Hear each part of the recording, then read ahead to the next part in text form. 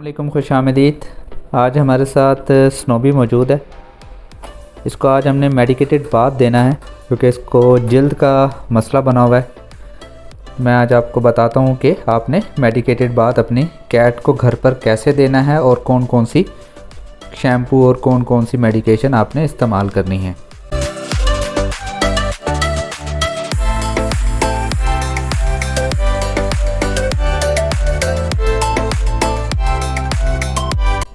Snobby को हमने medicated bath देना है।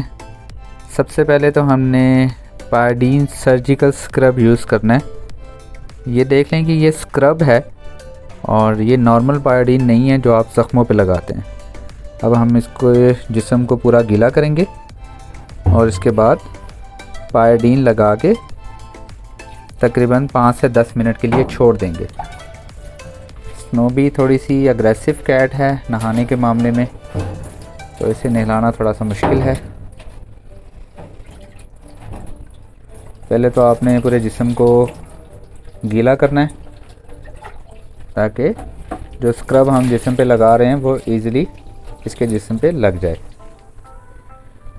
ये देखिए, पायोडीन जो सर्जिकल स्क्रब है ये शैम्पू की तरह काम करता है। इस तरीके से लगा के आप जैसे शैम्पू नॉर्मल इस्तेमाल करते हैं वैसे ही आपने इस्तेमाल करना है। ये झाग बनाता है, ये देखें ये झाग बन रही है इसकी वजह से। तो ये ऐसे आपने पूरे जिस्म पे लगा के 10 से 15 मिनट के लिए छोड़ देना है।